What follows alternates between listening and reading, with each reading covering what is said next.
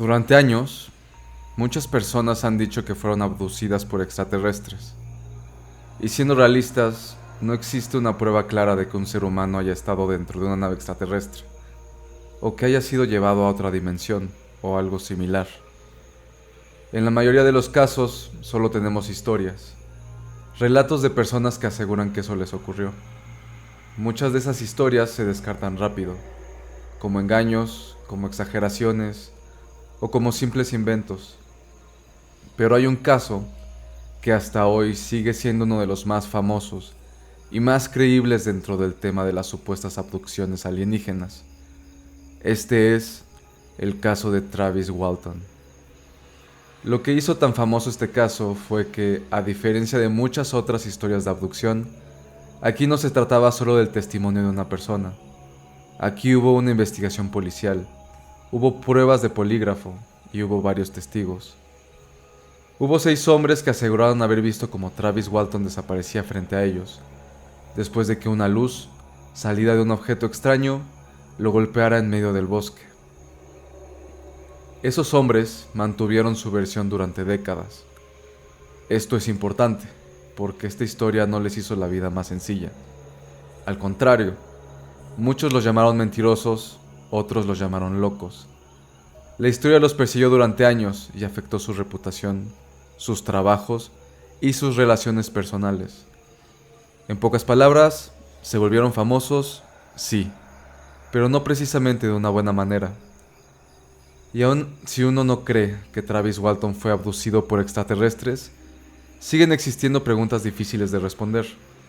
¿Cómo explicar que varios testigos pasaran pruebas de polígrafo hablando de un objeto volador? ¿Cómo explicar que Travis realmente estuviera desaparecido durante 5 días? ¿Cómo explicar que se organizara una búsqueda en el área y no se encontrara algún rastro de él? Y sobre todo, ¿cómo explicar lo que Travis dijo recordar después? La historia comienza en 1975. Travis Walton tenía 22 años y vivía en Snowflake, Arizona. En su pueblo tenía cierta fama de rebelde. Él manejaba una motocicleta Harley Davidson muy ruidosa, practicaba boxeo, montaba toros y tenía esa clase de personalidad impulsiva que parecía buscar problemas, o por lo menos no huir de ellos. Sus amigos contaban una historia sobre él. Una vez, Travis iba en un auto con otras personas cuando un oso salió del bosque y se paró en medio del camino. La mayoría habría esperado, hubieran retrocedido y habrían cerrado las ventanas del auto. Travis no. Travis se bajó del auto y corrió detrás del oso hasta asustarlo y hacerlo regresar al bosque. Así era él, imprudente, salvaje, tal vez un poco tonto, pero también querido por sus amigos. Travis trabajaba como leñador junto con otros 6 hombres. Su trabajo era limpiar zonas de bosque. Les daban contratos para talar árboles en áreas específicas, y ellos entraban con herramientas manuales, motosierras y hachas. No eran una gran compañía con maquinaria enorme. Eran solo 7 hombres haciendo un trabajo muy pesado, muy peligroso y exageradamente físico. El jefe del equipo era Mike Rogers. Mike diría después que los hombres que contrataba para este tipo de trabajo tenían que ser personas serias y centradas. No podían distraerse, no podían ser inestables, porque cuando trabajas con árboles enormes, motosierras y jornadas largas en el bosque, un error puede costarte la vida. Por eso, según Mike, su equipo no era el tipo de grupo que uno imaginaría inventando una historia fantástica sobre ovnis. El 5 de noviembre de 1975, Mike Rogers tenía un contrato para limpiar una enorme extensión de terreno dentro del Bosque Nacional Sitgreaves en Arizona. Era un trabajo grande, muy grande, más de 1000 acres de bosque. Mike sabía que iba a ser difícil, así que desde el principio les dejó claro a sus hombres que tendrían jornadas largas y pesadas. Durante los primeros 3 días trabajaron prácticamente sin descanso, y aún así iban atrasados. Al final del tercer día, ya de noche, todos estaban agotados. Guardaron las herramientas, subieron a la camioneta de Mike, los 7 juntos, y empezaron a bajar por el camino de acceso para regresar al pueblo. Dentro de la camioneta el ambiente era más ligero, ya no hablaban del trabajo. Bromeaban sobre lo que harían esa noche, sobre descansar, sobre volver a casa. El camino estaba rodeado de bosque, y entonces vieron una luz entre los árboles. Al principio no le dieron tanta importancia, podía ser cualquier cosa, pero conforme avanzaban, la luz se volvía más clara, más intensa. Uno de ellos dijo que tal vez era la luna, otro miró hacia el otro lado de la camioneta y dijo que no podía ser la luna, porque la luna estaba del lado contrario del camino. Alguien sugirió que quizá era un incendio forestal, pero Mike Rogers descartó esa posibilidad. Si fuera un incendio, habría humo, habría señales, no había nada de eso. Entonces Travis, fiel a su carácter, dijo que deberían acercarse para ver qué era. La mayoría no estaba muy convencida, había algo extraño en esa luz, algo que los ponía nerviosos, pero al final pensaron que no perdían nada con mirar. Conocían un camino que podía acercarlos a esa parte del bosque. Iban a entrar, ver qué era y salir de ahí. Mike tomó el camino de acceso. La camioneta avanzó entre los árboles. Y entonces llegaron a un claro. Ahí fue cuando todos vieron lo mismo. Un objeto con forma de disco suspendido sobre el suelo. No estaba sobre una base. No colgaba de nada. No giraba como loco, solamente flotaba. A unos 15 o 30 metros del suelo, debajo tenía algo parecido a paneles de luz. Años después, los hombres describirían la escena con pequeñas diferencias, como suele pasar cuando varias personas ven algo desde distintos ángulos. Pero el centro de sus testimonios era el mismo. Un objeto en forma de disco, quieto en el aire, brillando sobre el claro. Lo que más los impactó no fue solo verlo, fue que parecía desafiar la gravedad. Uno de los hombres incluso habló después de la estructura de la nave, de cómo parecía estar construida, de lo que se veía en la parte inferior. Para él no parecía una luz confusa, no parecía una ilusión entre los árboles, parecía una máquina real, hermosa, extraña, pero con esa sensación de que era imposible que fuera real. La camioneta apenas se había detenido cuando Travis abrió la puerta y bajó. Nadie más lo hizo, nadie lo acompañó, era solo Travis. Empezó a caminar hacia el objeto, el resto del equipo se quedó dentro de la camioneta completamente paralizado. No sabían qué estaban viendo, no sabían qué hacer. Travis tampoco sabía qué era aquello, pero sentía una mezcla de miedo y curiosidad. Según dirá después, sabía que estaba viendo algo que no podía explicar, algo que quizá nadie había visto tan de cerca, pero él siguió avanzando. El objeto estaba tal vez a 15 o 30 metros de distancia, flotando encima del claro. Los demás comenzaron a reaccionar, primero uno, luego otro, después todos. Le gritaron que regresara, que no se acercara, que volviera a la camioneta. Tenían una sensación horrible de que algo estaba a punto de pasar. Además, pensaban algo muy simple. Si esa cosa estaba flotando, ¿qué pasaba si le caía encima? Pero Travis no volvió. Escuchaba los gritos, pero seguía mirando el objeto. Estaba fascinado por la parte inferior de la nave, por esos paneles de luz, por la forma en que parecía suspendida sin ningún esfuerzo. Entonces el objeto empezó a moverse. No mucho, solo un ligero giro, y comenzó a emitir un sonido mecánico, fuerte y extraño. Los gritos dentro de la camioneta se volvieron más intensos. Travis dijo que en ese momento supo que tenía que regresar, que debía darse la vuelta y volver con los demás, pero quería mirar unos segundos más. Y antes de que pudiera hacerlo, una luz salió del objeto. Lo golpeó como un rayo. Los 6 hombres lo vieron. Travis fue levantado del suelo y lanzado varios metros hacia atrás. Cayó con fuerza. Y entonces el pánico se apoderó de todos. Mike Rogers arrancó la camioneta y salió de ahí a toda velocidad. Los demás iban gritando, llorando, completamente fuera de sí. Se repetían unos a otros que Travis estaba muerto. Lo habían visto ser golpeado por algo que no entendían. No sabían qué era esa luz, no sabía qué podía hacerles a ellos. Solo sabían que tenían que alejarse, pero después de avanzar un tramo, Mike frenó. Simplemente no podía dejarlo. Travis era su amigo, su compañero. Mike les dijo a los demás que, si querían quedarse ahí, podían hacerlo, pero la camioneta iba a regresar con él. El problema era que la idea de quedarse solos en medio del bosque, después de lo que acababan de ver, les parecía todavía peor. Así que todos regresaron juntos. Cuando llegaron de nuevo al claro, las luces ya no estaban. El objeto había desaparecido, y Travis también. Bajaron de la camioneta y comenzaron a gritar su nombre. Corrieron entre los árboles, buscaron señales de él, nada. No había cuerpo, no había rastro, no había explicación. Mike estaba completamente destrozado, lloraba sin control. Sentía que había abandonado a Travis. Después de buscar durante un rato, entendieron que tenían que llamar a la policía. Sabían que su historia sonaría absurda, sabían cómo iba a escucharse. Un ovni apareció, una luz golpeó a nuestro amigo y ahora desapareció, pero también sabían que Travis estaba perdido, y si querían encontrarlo, tenían que pedir ayuda. En 1975 no podían simplemente sacar un celular, así que fueron al primer teléfono público que encontraron. Uno de los hombres, Ken Peterson, fue quien llamó. Era uno de los más tranquilos del grupo, o al menos el que estaba lo suficientemente entero como para poder hablar.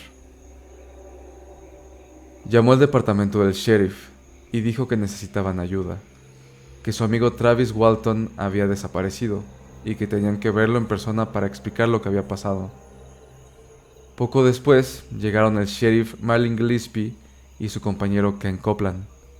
Encontraron al grupo alterado, visiblemente sacudido. Algo les había pasado. Ken intentó explicar lo ocurrido sin decir de inmediato la palabra ovni, pero Mike Rogers lo interrumpió. Dijo que habían visto un ovni, que un rayo de luz había golpeado a Travis y que después Travis desapareció. Los oficiales no les creyeron nada. Lo primero que hicieron fue revisar si estaban bajo los efectos de alguna droga. Buscaron en la camioneta, evaluaron a los hombres, no encontraron drogas, no encontraron alcohol, todos parecían estar sobrios. Aún así, el sheriff Gillespie seguía escéptico. Para él, lo más probable era que los 6 hombres hubieran lastimado a Travis y estuvieran usando la historia del ovni para cubrir un crimen. Pero había algo que no podía negar. Aquellos hombres, todos, parecían estar completamente aterrados. No parecían estar actuando. Parecían personas que habían visto algo que no sabían cómo procesar. Horas después, cuando empezó a salir el sol, se organizó una búsqueda enorme en el bosque. Voluntarios, perros, equipos recorriendo el área, los propios compañeros de Travis también participaron. Buscaron por todas partes, no encontraron nada. Ni huellas claras, ropa, sangre, un cuerpo, nada. Mientras la búsqueda avanzaba, la presión sobre los 6 hombres aumentaba. Los oficiales les insinuaban que, si sabían dónde estaba el cuerpo de Travis, era mejor decirlo ahora. Les daban a entender que podían recibir un trato más favorable si confesaban. Pero ellos insistían en la misma historia. Habían visto un objeto, Travis se acercó a él, una luz lo golpeó y él luego desapareció. El problema era que esa historia, por sí sola, no los protegía de nada. No había pruebas, solo su testimonio.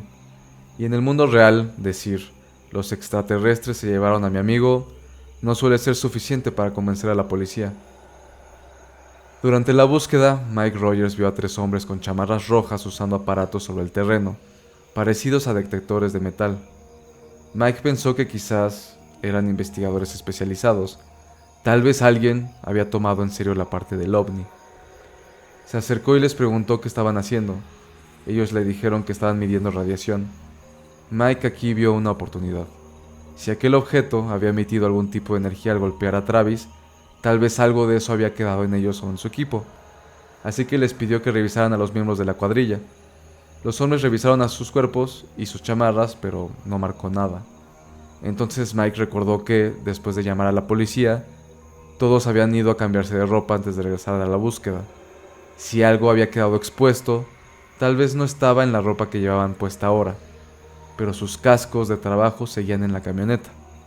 Cascos que habían estado en contacto y en el coche y con ellos. Mike les llevó uno. Uno de los hombres de rojo lo escaneó. El aparato reaccionó con fuerza. Según Mike, la lectura se disparó. El hombre miró el casco, luego miró a Mike. Llamó a los otros dos, escanearon también, y sin explicar nada, se fueron. Mike intentó detenerlos, él quería saber qué significaba todo esto, pero los tres hombres simplemente se alejaron y desaparecieron del área. Cuando Mike le preguntó al sheriff quiénes eran, el sheriff dijo que él no había enviado a nadie a medir radiación. Nadie sabía quiénes eran, nadie volvió a saber de ellos. Con los días, al no aparecer Travis, el pueblo de Snowflake empezó a volverse contra los 6 hombres.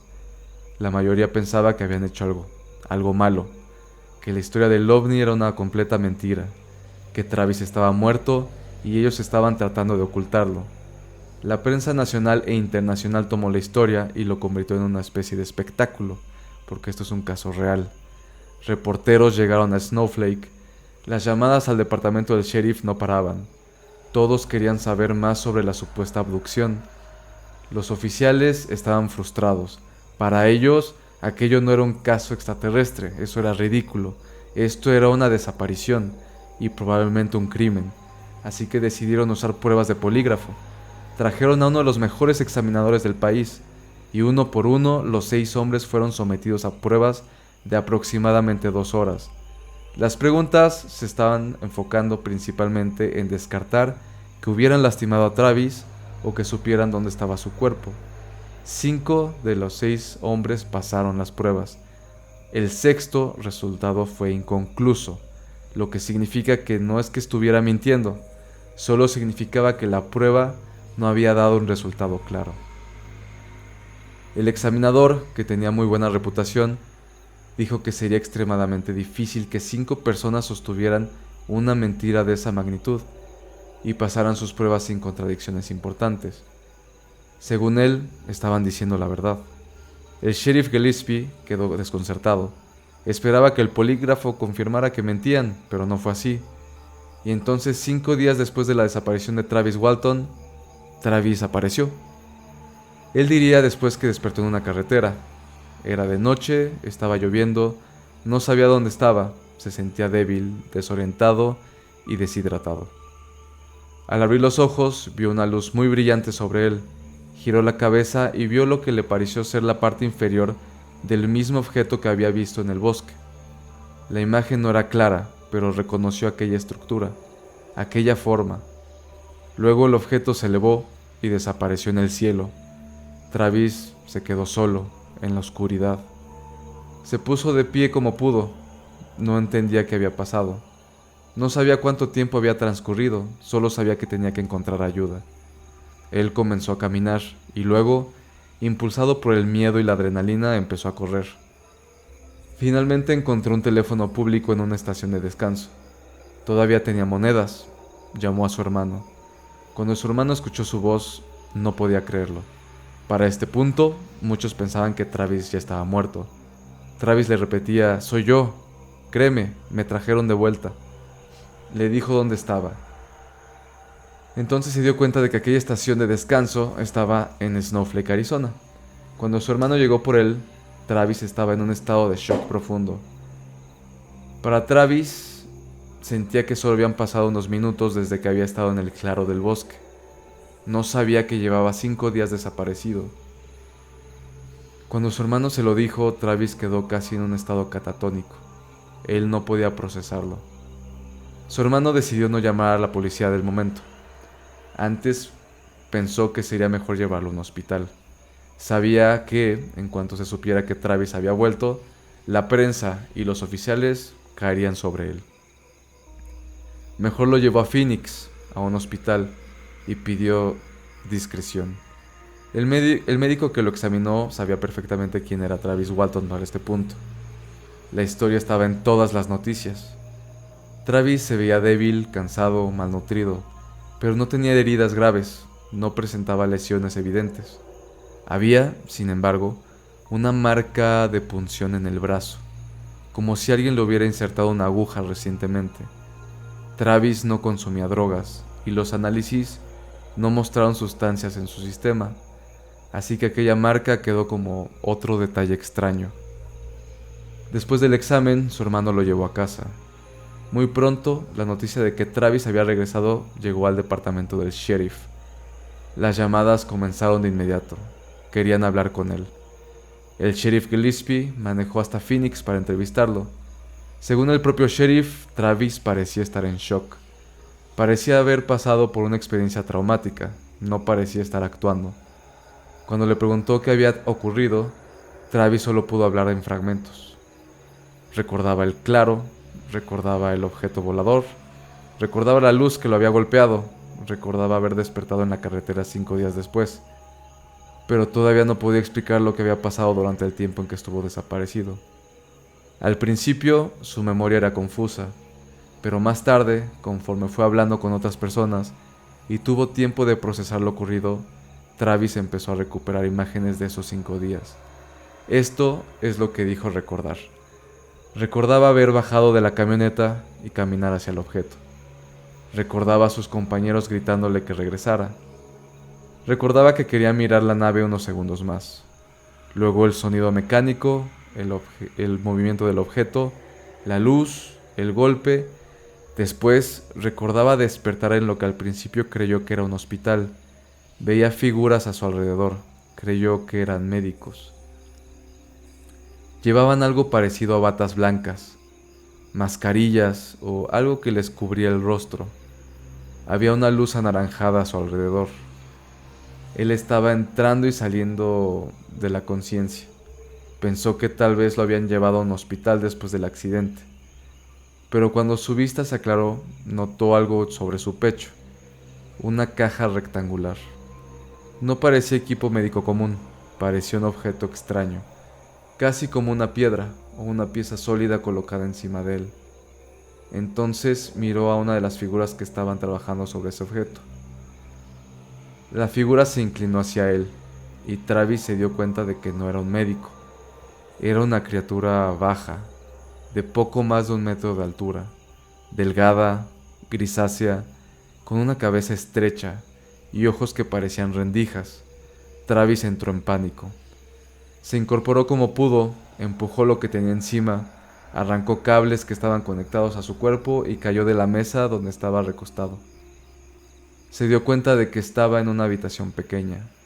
Había 3 de esas criaturas con él, así que tomó el instrumento más grande que encontró junto a la mesa y empezó a agitarlo frente a las criaturas, gritándoles que se alejaran.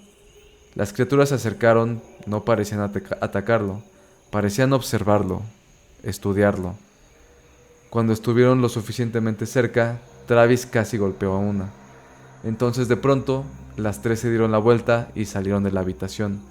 Lo dejaron solo. Travis vio hacia dónde se iban. Avanzaron por un pasillo y giraron a la izquierda.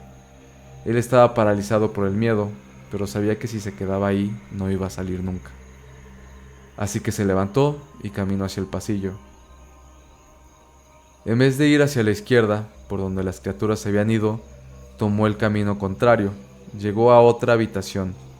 Era pequeña, tenía una sola silla. La silla estaba de espaldas. Travis se asomó con cuidado, esperando encontrar a alguien sentado ahí, pero no había nadie. Entró y buscó una salida, tocó las paredes, intentó encontrar una manija, una puerta, alguna especie de mecanismo, pero todo era liso, perfectamente liso, sin bordes claros, sin perillas, sin nada que indicara cómo salir. En la silla vio unos botones, los presionó, no pasó nada. Entonces en la entrada de la habitación apareció una persona, o al menos eso pensó Travis. Era un hombre con lo que parecía ser un traje espacial, parecido al de un astronauta. Travis sintió alivio de inmediato. Después de haber visto esas criaturas, ver a alguien con forma humana le pareció una salvación. Corrió hacia él y le pidió ayuda. Le preguntó dónde estaba, qué era ese lugar, qué estaba pasando, pero el hombre nunca respondió. Travis notó algo raro en sus ojos.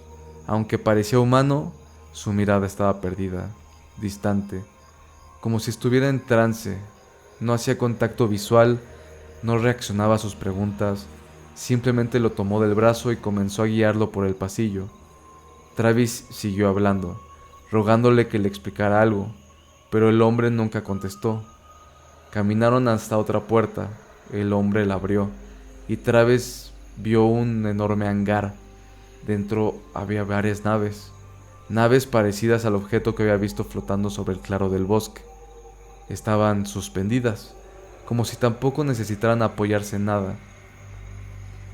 Travis miraba alrededor, tratando de entender si aquello era militar, si era humano, si podía tener alguna explicación.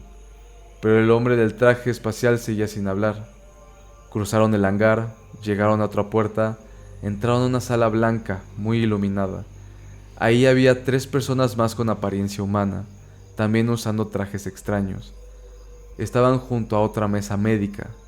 Travis, agotado y confundido, quiso creer que esas personas estaban ahí para ayudarlo. El hombre que lo había guiado lo llevó hasta ellas. Entonces lo subieron a la mesa. Travis empezó a resistirse. Les preguntó que qué estaban haciendo, pero nadie le contestó. Él estaba muy débil ya, no podía hablar mucho. Le colocaron una máscara sobre el rostro, y entonces perdió el conocimiento. Su siguiente recuerdo fue despertar en la carretera, bajo la lluvia, con aquella luz alejándose en el cielo. Travis tardó tiempo en reunirse con los otros 6 hombres. Había entrevistas, había policía y había muchísima prensa. Demasiadas cosas ocurriendo al mismo tiempo, pero finalmente se encontraron en casa de Mike Rogers. Los demás querían saber qué había pasado. Travis se sentó y les contó lo que recordaba. Todos le creyeron, no porque quisieran creerlo, sino porque habían visto la primera parte con sus propios ojos. Habían visto el objeto, habían visto la luz, habían visto cómo Travis salió disparado y habían visto que después desapareció. Aún así, el encuentro no fue sencillo. Todos cargaban con culpa. Sentían que si no se hubieran ido, si hubieran corrido hacia Travis, quizá nada de eso habría sucedido. Pero en ese momento no supieron qué hacer. Después de esa reunión, muchos de ellos se separaron. No siguieron unidos como grupo. La experiencia fue demasiado fuerte, demasiado traumática. Décadas después, algunos todavía lloraban al hablar de aquella noche. Ken Peterson, por ejemplo, diría años después que todavía le daba miedo mirar por la ventana, porque temía ver una nave afuera. La historia cambió la vida de esos 7 hombres, no para bien. Algunos perdieron credibilidad, algunos perdieron relaciones. Uno de ellos incluso fue rechazado por su propia familia, que se avergonzaba de la historia y no le creía. Por eso, para quienes definen el caso, siempre existe la misma pregunta: si fue una mentira, ¿para qué? ¿Qué ganaron? Porque lo que parece claro es lo que perdieron. Con el paso de los años, Travis Walton y los otros testigos se sometieron a más pruebas de polígrafo. En total se habla de 16 pruebas entre Travis y los miembros del equipo, y según se ha reportado, todas las pasaron. Al final, esta historia queda en un lugar incómodo, uno donde la versión de los testigos parece consistente, donde las pruebas disponibles apuntan a que ellos creían estar diciendo la verdad, pero donde la verdad que describen no encaja fácilmente con lo que entendemos como normal. Y por eso, más de 40 años después, el caso de Travis Walton sigue dividiendo opiniones. Para algunos, fue una de las abducciones más importantes y creíbles jamás registradas. Para otros, fue un engaño muy elaborado. Y para otros más, quizá lo más inquietante no es elegir una de esas dos opciones, solo aceptar que, aquella noche, en un bosque de Arizona, 7 hombres vieron algo que nunca pudieron dejar atrás. Como les comentaba, este es un caso real. No por eso significa que los extraterrestres y el ovni y los alienígenas son reales, simplemente que está basado en hechos reales por el hecho de las entrevistas, de las pruebas, que fue muy famoso, que está registrado, y pues todo el tema policíaco de por medio, más pues, obviamente toda la cantidad de televisión que esto generó. Entonces queda como uno de los casos registrados que por lo menos no es la persona que desapareció y regresó diciendo que lo vi- le hicieron cosas a unos aliens en la nave espacial, sino que 7 personas abogan haber visto lo mismo. ¿Qué habrá pasado realmente?